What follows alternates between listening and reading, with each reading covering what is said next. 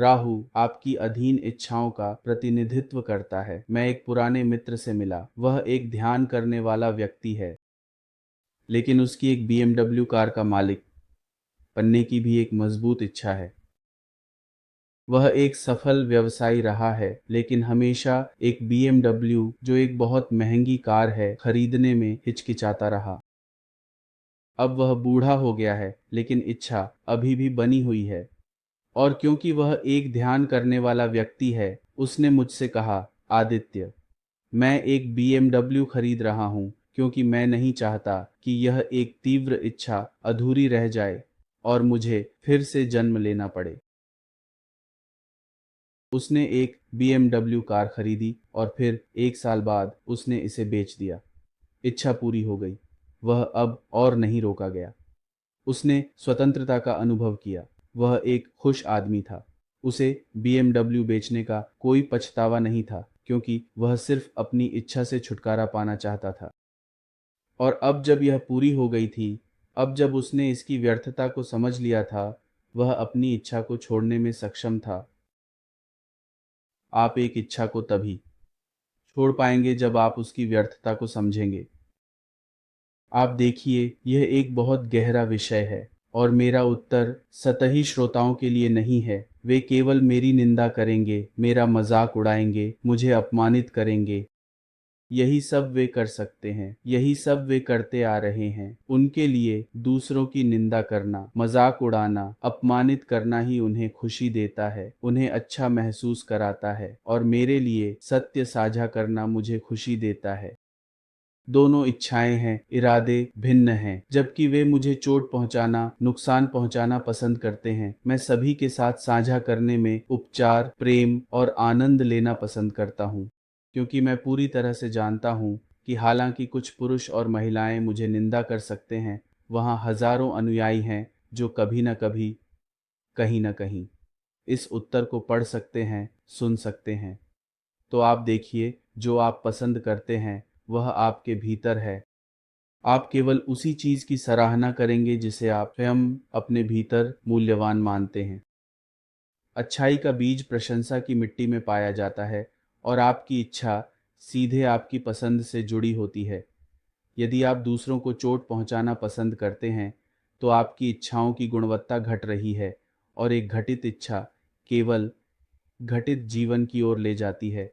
देखिए, यह सब इच्छा पर कैसे आता है। लोग पूछते हैं कि मेरे जीवन का उद्देश्य क्या है। एक आदमी था, और वह एक बहुत साधारण आदमी था। जहां भी वह जाता, वह बस मदद करना पसंद करता था।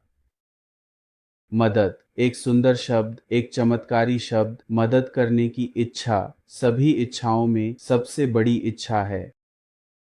इच्छाएं बनी रहती हैं, लेकिन यह आपकी चेतना है जो आपको यह तय करने में मदद करती है कि कौन सी इच्छा आपके विकास के लिए अच्छी है और कौन सी हानिकारक है।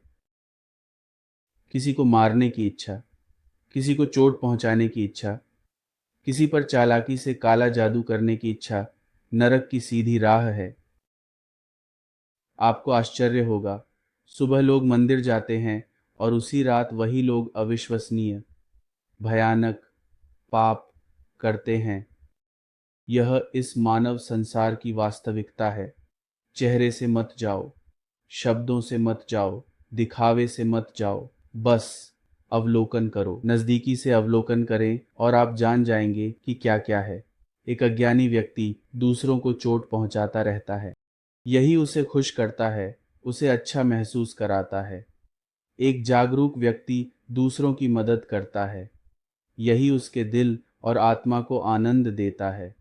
अंतर को समझें, अंतर को काटें। इस जीवन में हमारा मुख्य उद्देश्य दूसरों की मदद करना है, और अगर आप उनकी मदद नहीं कर सकते तो कम से कम उन्हें चोट मत पहुंचाइए। इच्छाओं का विषय बहुत गहरा है। राहु का विषय भी बहुत गहरा है। ये दोनों एक दूसरे कॉम्प्लीमेंट करते हैं, क्योंकि इच्छा ही राहु है। आप इस मानव संसार में इसलिए आए हैं क्योंकि आपके भीतर एक इच्छा जन्मी थी। आदम और हव्वा और सेब। बाइबल में उल्लेख है कि आदम अपने सेब खाने की इच्छा का विरोध नहीं कर सका, और यही मानव कहानी की शुरुआत थी। यही इच्छा है जो मानव संसार का प्रारंभिक बिंदु बनी, जिसमें आप, मैं, हम सभी फंसे हुए हैं। इच्छाएं एक सर्प की तरह हैं जो हमें निगल लेती हैं, हमारी चेतना को अवरुद्ध करती है और इस प्रकार हमारे जीवन में कई दुख लाती हैं। कुछ पुरुषों को ऐसा लगता है कि वे शास्त्रों, बाइबल में क्या कहा गया है, यह बताने में अधिक रुचि रखते हैं। वे मुझे सही करने में अधिक रुचि रखते हैं, यह कहते हुए कि आपको केवल वही कहना चाहिए जो बाइबल की कहानी कहती है। और यही समस्या है। समस्या मन की है। एक कहानी के कई आयाम हो सकते हैं और यदि मैं जो आयाम साझा कर रहा हूँ वह केवल अधिक मूल्य जोड़ रहा है, आपको अधिक मदद कर रहा है, आपको अधिक प्रेरित कर रहा है, तो समस्या क्या है? लेकिन कुछ मानव बीइंग्स इतने सतही होते हैं कि तोते की तरह वे बाइबल, भगवत गीता की कहानियों को दोहराते रहते हैं, बिना यह समझे कि ये सुंदर कहानियाँ, घटनाएं हमारे जीवन में कितने आयाम और गहराई आती हैं। ऐसे लोग अपना पूरा जीवन दूसरों को सुधारने में बिताएंगे लेकिन खुद को सुधारने में चूक जाएंगे। और जब ऐसा समय आएगा जब ऐसे लोग पूछेंगे कि जीवन इतना मिजरेबल क्यों है, बहुत कुछ काटना है, बहुत कुछ छोड़ना है, केवल बहुत आवश्यक चीज़ों को ही बचाना है, गैर आवश्यक को पूरी तरह से नष्ट करना होगा। समझें, इच्छाएं आपकी चेतना के स्तर के आधार पर जन्म लेती है। आप हर दिन के हर क्षण में जिस चेतना के स्तर को चुनते हैं वह आपके विश्व के अनुभव की गुणवत्ता को निर्धारित करेगा। एक जागरूक व्यक्ति, जागरूकता वाला व्यक्ति हमेशा इच्छाओं की एक निश्चित गुणवत्ता रखेगा और यह गुणवत्ता राशि चक्र के संकेत के माध्यम से प्रकट होती है। अब हम संकेतों की गुणों को एक व्यापक दृष्टिकोण से देखें। पृथ्वी विज्ञान की इच्छाएं स्वभाव से अधिक भौतिक होती हैं। जल विज्ञान की इच्छाएं स्वभाव से अधिक भावनात्मक होती है। वायु विज्ञान की इच्छाएं स्वभाव से अधिक बौद्धिक होती हैं। राहु बौद्धिकता का प्रतिनिधित्व करता है और इसके पीछे एक कारण है, एक बहुत सुंदर कारण, और वह कारण है आपका मन। मन बौद्धिक है, दिल बुद्धिमान है। मन अपने अहंकार को बढ़ाने वाली बहस करना पसंद करता है। जितनी अधिक बहस उतनी ही अधिक बौद्धिकता, उतना ही मन खुश होता है। उत्तर नोड या राहु मन का है। जब आपका जन्म चार्ट उत्तर नोड की ओर झुका होता है तो आप बौद्धिकता को बहुत दिलचस्प पाते हैं। जब आपका जन्म चार्ट दक्षिण नोड की ओर झुका होता है जो कि केतु है, तो आप बौद्धिकता को एक सिर दर्द समझते हैं। सबसे बड़ा दर्द एक बौद्धिक व्यक्ति से मिलना है। वह लगातार बोलता रहता है और उसके पास दुनिया का सारा ज्ञान होता है सिवाय आत्मज्ञान के। वह अपनी पूरी जिंदगी बाहरी पर ध्यान केंद्रित करने में बिताता है।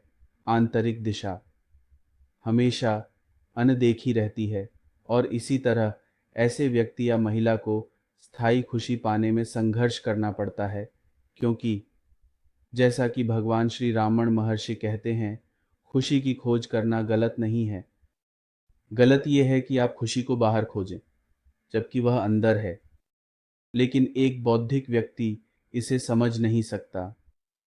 एक राहु व्यक्ति इसे महसूस नहीं कर सकता। मन आपकी बुद्धिमत्ता नहीं है। मन बौद्धिक हो सकता है जो बुद्धिमत्ता का एक बहुत गरीब विकल्प है। बौद्धिकता यांत्रिक है। यह मन से उत्पन्न होती है और मन यांत्रिक है। जैसे ही मासूमियत गायब होती है, बुद्धिमत्ता की आत्मा चली जाती है। यह एक शव है। इसे बस बुद्धि कहना बेहतर है। यह आपको महान बौद्धिक बना सकता है, लेकिन यह आपके जीवन को नहीं बदल सकता और न ही आपको खुला बना सकता है। अस्तित्व के रहस्यों के लिए एग्जॉल्टेड केतु एग्जॉल्टेड राहु से बेहतर है और यह पूरी तरह से मेरा व्यक्तिगत बयान है। बहुत कम लोग वास्तव में इससे संबंधित हो सकते हैं। केवल वे लोग जो अपने दिल का पालन करते हैं मेरी बात को समझ सकते हैं। राहु सिर है और सिर एक निश्चित सीमा से आगे नहीं बढ़ सकता। यह गणना कर सकता है लेकिन गणनाओं से आगे नहीं जा सकता। दिल आगे बढ़ सकता है, केवल दिल ही गणनाओं से परे जा सकता है, और यही कारण है कि इस मानव जीवन के कुछ गहरे पहलुओं को दिल से समझा जा सकता है, न कि सिर या मन से।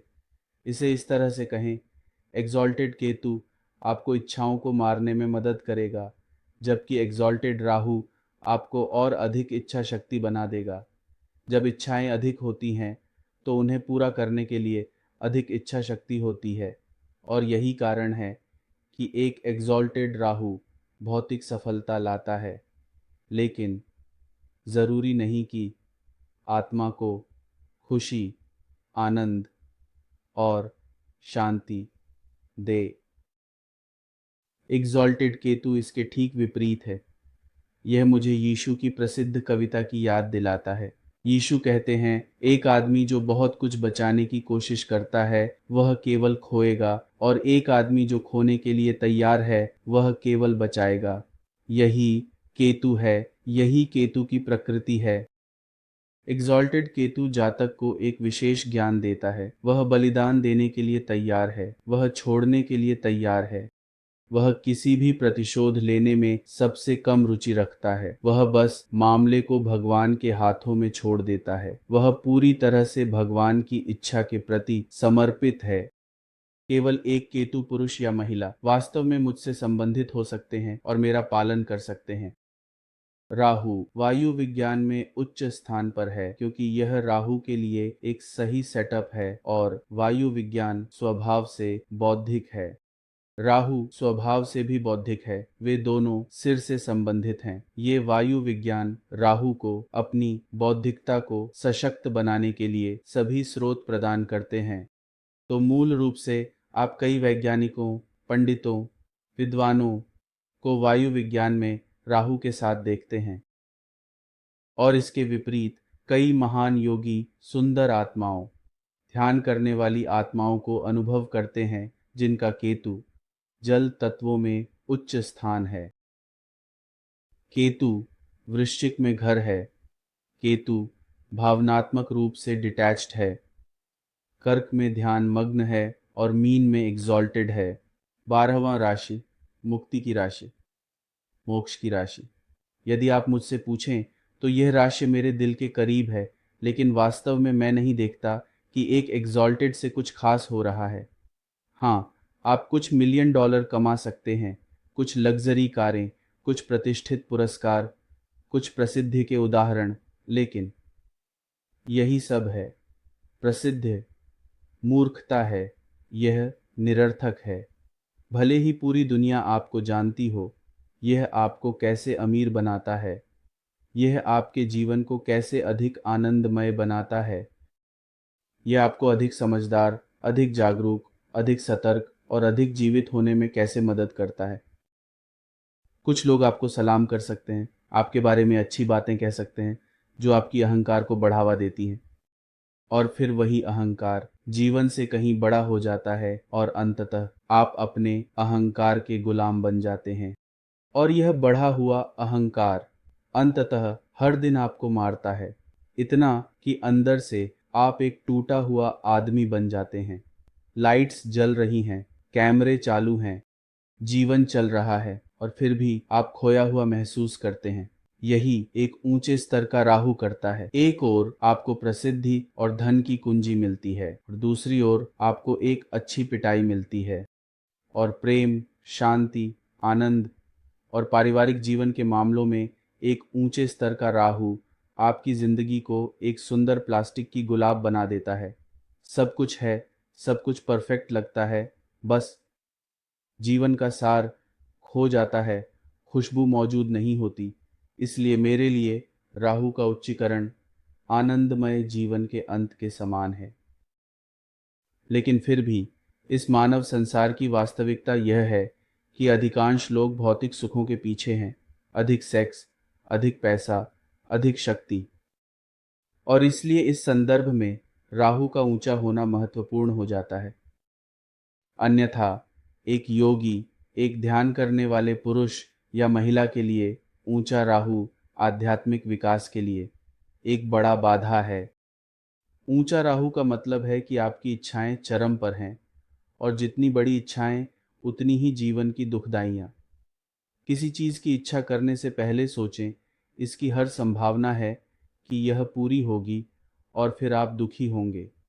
इसलिए हवाई विज्ञान, बौद्धिकता, राहु कुछ अच्छा पैसा, कुछ अच्छे विलासिता और कुछ अच्छी प्रसिद्धि ला सकता है, लेकिन अंत में जब आप अपने बेडरूम में अकेले होते हैं तो आप खुशी से नहीं बल्कि पूरी दुख, मिजरी और दर्द में रो रहे होते हैं।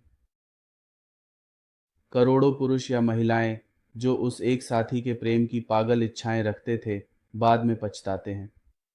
क्यों?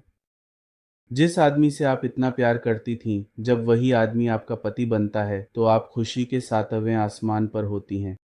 और फिर एक समय आता है जब वही पति आपकी खुशी, आपके शांति, आपके आनंद का सबसे बड़ा दुश्मन बन जाता है। आप देखिए, यही कारण है कि गुरु कहते हैं कि आपकी इच्छा पूरी होने की हर संभावना है और फिर आप दुखी होंगे। तो इच्छा इच्छा है, अच्छी या बुरी, एक दिन सभी इच्छाओं को छोड़ना होगा। तभी सच्ची खुशी आपके भीतर बह सकती है। तभी भगवान का अनुभव करने की हर संभावना होती है। किसी ने पूछा, लेकिन इच्छाओं पर कैसे काबू पाया जाए? यह एक अच्छा सवाल है और इसका उत्तर नियम करौली बाबा के गहन उद्धरण में पाया जाता है। बाबा के पास एक युवा व्यक्ति मिलने आया था जो अमेरिका से आया था और उसका नाम स्टीव जॉब्स था, एप्पल के संस्थापक। और बाबा इस सवाल का उत्तर इच्छाओं पर काबू पाने के बारे में सबसे सुंदर तरीके से देते हैं। बाबा कहते हैं, अगर आप भगवान को देखना चाहते हैं तो इच्छाओं को मार डालें। इच्छाएं मन में होती है। जब आपके पास किसी चीज की इच्छा होती है तो उस पर कार्य न करें और यह चली जाएगी। अगर आप इस चाय का कप पीने की इच्छा रखते हैं तो ना पिएं और इसकी इच्छा चली जाएगी। राहु अज्ञानता फैलाता है। यह अज्ञानता कई इच्छाओं की ओर ले जाती है। कई बार जब आप अपने मन की कड़ी पकड़ में होते हैं तो कई इच्छाएं, कई प्रलोभन आपके मन में आते हैं। कभी कभी आपको लगता है कि आपको यह खाना चाहिए या वह खाना चाहिए। कभी कभी आपको लगता है कि आपको कुछ सेक्स करना चाहिए। कभी कभी आपको लगता है कि आपको किसी जगह जाना चाहिए। कभी कभी आपको लगता है कि आपको बोलना चाहिए, चाहे दूसरे व्यक्ति को कैसा भी लगे। या छोटिल हो जाएं तो आप देखेंगे कि हर मिनट आपके मन में इच्छाओं का एक बड़ा प्रवाह बह रहा है।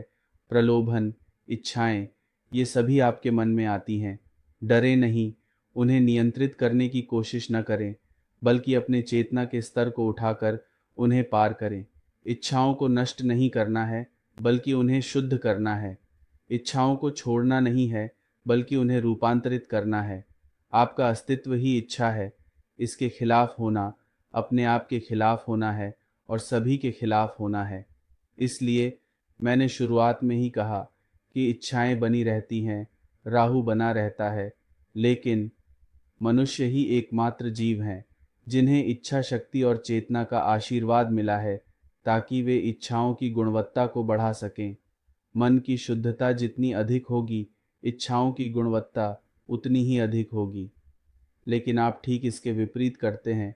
पहले मन को शुद्ध करने के बजाय आप सीधे मन और इच्छाओं को दबाते हैं और यह खतरनाक है। यह एक टाइम बम पर बैठने के समान है। बस एक क्षण और इच्छाओं का बम फट जाता है। कई स्कैंडल, दुख और इसी तरह की चीज़ें पैदा करता है। किसी ने आपको कहा है कि मांस खाना बंद कर दें, तो ऐसा न करें। अपनी अच्छी वैवाहिक यौन जीवन को मत रोकें सिर्फ इसलिए कि कोई आपको बता रहा है। जीवन को अपनी सामान्य धारा में बहने दें। इस प्रवाह के माध्यम से यदि आप मांसाहारी भोजन खाने की व्यर्थता को समझते हैं, यदि आप सेक्स में बहुत अधिक जाने की व्यर्थता को समझते और महसूस करते हैं, तभी आप वास्तव में इच्छाओं से ऊपर उठेंगे। तभी आप मन को शुद्ध करने में सक्षम होंगे। अपने जीवन के निर्णय अपने अनुभवों के माध्यम से लें। यही एक बुद्धिमान व्यक्ति करता है। यही दिल करता है। बुद्धिमान व्यक्ति अपनी अंतर्दृष्टि पर निर्भर करता है, वह अपने अस्तित्व पर विश्वास करता है, वह खुद से प्यार करता है और खुद का सम्मान करता है। बुद्धिमत्ता दिल की होती है। ध्यान करने वाला व्यक्ति दिल का व्यक्ति होता है। वह तर्क में कम और प्रेम में अधिक है। वह बौद्धिकता में कम और बुद्धिमान प्राणी में अधिक है। मैंने एक व्यक्ति से मिला और उसने कहा कि मैंने पिछले 10 वर्षों से मांसाहार करना बंद कर दिया है, लेकिन फिर भी मेरे सपनों में मैं हमेशा कुछ स्वादिष्ट मांसाहारी व्यंजन देखता हूँ, जैसे कि वे मुझे बुला रहे हैं। लेकिन मैं कहता हूँ नहीं, मैं अब तुम्हें नहीं खाऊंगा। यह क्या मजाक है? 10 साल से आप मांसाहार नहीं कर रहे हैं, लेकिन उन 10 वर्षों के हर मिनट में आप कई मांसाहारी व्यंजनों के सपने देख रहे हैं। इसने तुम्हारे लिए क्या अच्छा किया है? तुम अपने लिए क्या अच्छा कर रहे हो? तुम्हें इतने वर्षों तक शांति से सोने का भी मौका नहीं मिला होगा। यही दमन का प्रभाव है। अभिव्यक्ति जीवन है, दमन आत्महत्या है। मैंने उससे कहा, अभी तुम अपने शहर के सबसे अच्छे रेस्तरां में जाओ और सभी मांसाहारी व्यंजन ऑर्डर करो जिनकी तुमने इन 10 वर्षों में इच्छा की है। अगले दिन सुबह वह मुझे कॉल करता है और कहता है, धन्यवाद, मेरे जीवन में पहली बार मैंने इतना शांति और आनंद महसूस किया है। मैंने अपने जीवन की सबसे अच्छी नींद ली है। बहुत बहुत धन्यवाद। अपनी इच्छाओं को दबाने का क्या मतलब है? इसके बजाय उन इच्छाओं की व्यर्थता को समझो। अब इस व्यक्ति ने मांसाहारी भोजन खाने की अपनी इच्छा को दबाकर अपने 10 लंबे साल बर्बाद कर दिए। अगर उसने दमन नहीं किया होता तो शायद अब तक उसकी चेतना ने उसे बहुत अधिक मांसाहारी भोजन खाने की व्यर्थता का एहसास करा दिया होता, तो कुछ प्रगति हुई होती, लेकिन अब वह फिर से शून्य पर है। किसी चीज की निंदा मत करो, इसके बजाय इसकी व्यर्थता को समझो। आप कुंवारे नहीं रह सकते और सेक्स की निंदा करते रह सकते हैं। इसके लिए पहले आपको सेक्स का अनुभव करना होगा। इतना कि आपके जीवन में एक दिन ऐसा आता है जब आप समझते हैं कि आप कितने बेवकूफ़ थे, बेतुकी हरकतें करते हुए, इतना सेक्स करते हुए। काफ़ी जब आप खुद कहते हैं कि काफ़ी है, तब वह आपके असली परिवर्तन का बिंदु होता है, और न कि जब आप रुकने या अपनी इच्छाओं को दबाने की बात करते हैं। यह काफ़ी केवल आपके अनुभवों के माध्यम से आता है। एक आदमी को किसी भी अनुभव से डरना नहीं चाहिए। अनुभव ही वह स्रोत है जो आपको परिपक्वता की ओर ले जाते हैं। जीवन को सभी संभावित तरीकों से अनुभव करें। अच्छा, बुरा, कड़वा, मीठा, अंधेरा, प्रकाश, गर्मी, सर्दी, सभी द्वैतों का अनुभव करें। अनुभव से मत डरो, क्योंकि जितना अधिक अनुभव होगा आप उतने ही अधिक परिपक्व बनेंगे। परिपक्वता का आपकी उम्र से कोई संबंध नहीं है, यह अनुभव की गुणवत्ता है जो आपको परिपक्व बनाती है, न कि केवल अनुभव के वर्षों से। एग्जॉल्टेड राहु भौतिक लाभ लाता है, एग्जॉल्टेड केतु आध्यात्मिक विकास लाता है। आइए हम सभी राहु उस अज्ञानता से दूर चलें जो कई इच्छाओं की ओर ले जाती है, और हम सभी श्री केतु की ओर बढ़ें जो आपके भीतर का स्रोत है। मानव जीवन की पूरी कहानी इन दो अंतरों, राहु और केतु, के बीच है। अज्ञानता और चेतना, इच्छाएं और इच्छा शून्यता। अगर नकली सोना, वह सोना जिसे आप असली सोना मानते हैं, इतना चमकता है, तो कल्पना करें, बस कल्पना करें कि आपके भीतर का सोना कितना चमकेगा, आपके भीतर की रोशनी कितनी चमक सकती है। लेकिन अपने भीतर के सोने को पहचानने के लिए जो कुछ भी बेकार है, जो आपके लिए अच्छा नहीं है, उसे बाहर फेंकना होगा, ताकि आप अपने भीतर के सबसे शुद्ध सोने तक पहुंच सकें। विडंबना यह है कि लोग बाहर खरीदे जा सकने वाले सोने के पीछे हैं, जबकि मैं आप सभी को आपके भीतर के सोने पर ध्यान केंद्रित करने के लिए प्रोत्साहित कर रहा हूं। आपके भीतर का सोना आपके साथ रहेगा। आपके लॉकर में जो सोना है वह चोरी हो सकता है, लेकिन आपके भीतर का सोना चोरी नहीं हो सकता। कोई भी इसे आपसे नहीं ले जा सकता। यह सच में आपका है। आप पहले से ही एक उत्कृष्ट कृति हैं, आप पहले से ही एक प्रकाश हैं। आपको केवल पहचान के बिंदु पर पहुंचने की आवश्यकता है और फिर इसके साथ एक गीत और नृत्य है। किसी बनने के विचार को छोड़ दें, क्योंकि आप पहले से ही एक उत्कृष्ट कृति हैं।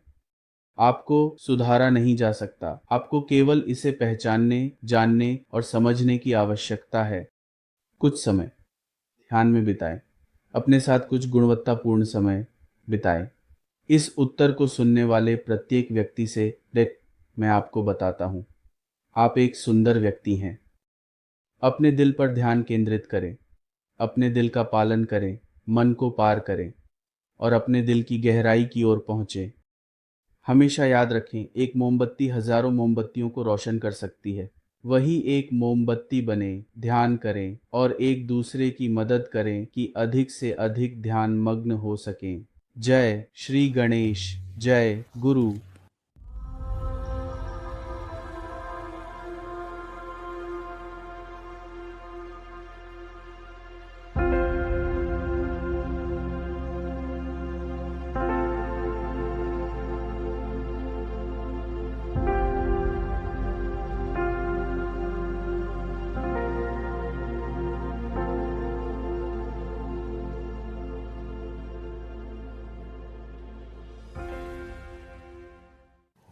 एयूएम गम गणपतये नमः। एयूएम गम गणपतये नमः। यूएम गम गणपतये नमः।